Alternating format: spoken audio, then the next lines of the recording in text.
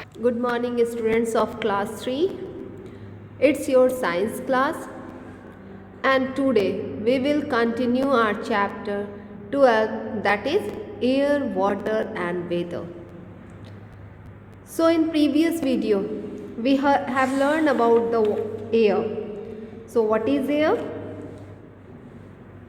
Air is mixture of several gases.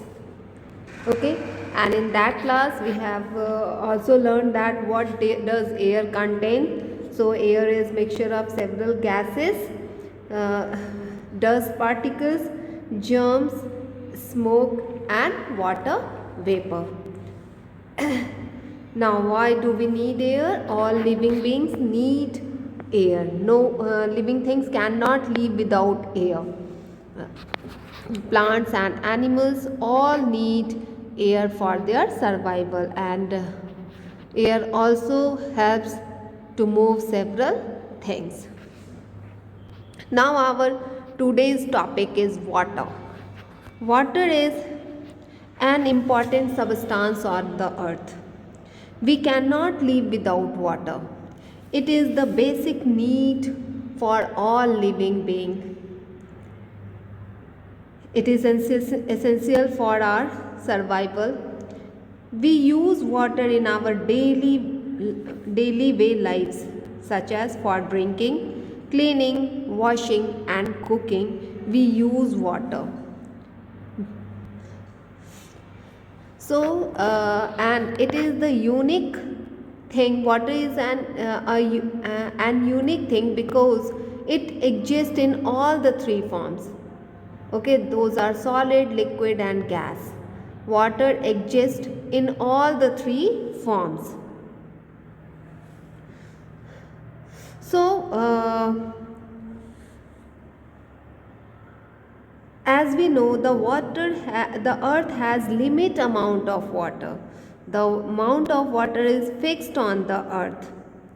This water keeps on changing from one form to another, and this is called the water cycle. The journey that water takes as it circulates from the land to the sky and then back again. This is called water cycle, and in another way we can say that circulation of water from the earth to the atmosphere and come back on the earth is called water cycle.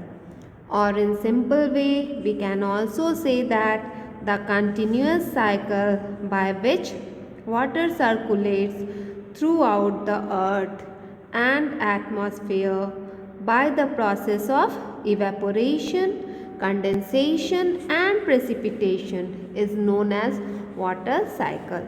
Now we will discuss these three terms. What is evaporation, condensation, and precipitation? So in the water cycle, first water from lakes, rivers, ponds, oceans gets heated up due to the heat of the sun. You can see in the diagram, the sun heats the water bodies. Okay, then the water from the water bodies change into water vapor, and this process is called evaporation. Okay, so through the evaporation, water changes into water vapor and moves up in the sky. Okay, water vapor rises up in the sky. When water vapor in the air cools down, tiny droplets of water are formed. Very tiny droplets of water are formed, and this is called the condensation. And the water droplets join to form clouds. So in the sky, clouds form when the water vapor cools down and form into tiny droplets of water. These tiny droplets of water join together to form clouds. When these clouds become very heavy with a lot of water, it falls down in the form of rain or snow. Okay, and this process is called precipitation. So students, we have learned three terms in the water cycle. Number one, evaporation, when water changes in heats up and changes into water vapor, that is called evaporation. Then this water vapor moves up and go in the sky, and there they cools down, water vapor cools down and change into tiny droplets of water. These tiny droplets of water join together to form cloud. Now when the clouds become very heavy, then the water from the clouds come out in the form of rain or the snow, and then they come back on the earth. The water falls down on, and this process is called precipitation. Okay, the water falls down on the earth in the form of rain, snowfall, and gets collected in lakes, rivers, oceans.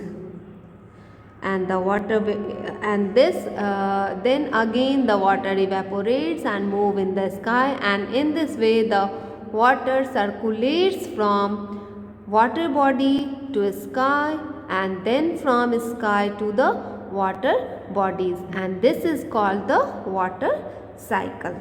So students, today we have learned about the water cycle, and in the water cycle the three important words are there, that is evaporation, condensation, and precipitation. So you have to learn these all.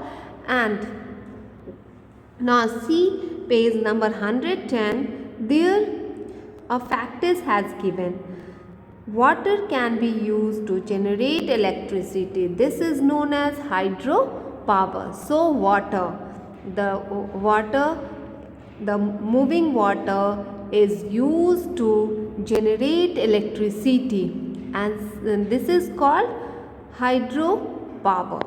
Okay, so students, you have to read the chapter and draw water cycle and learn what is water cycle, and the important words of the water cycle. Those are evaporation, condensation, and precipitation. So that's all for today. Okay, thank you.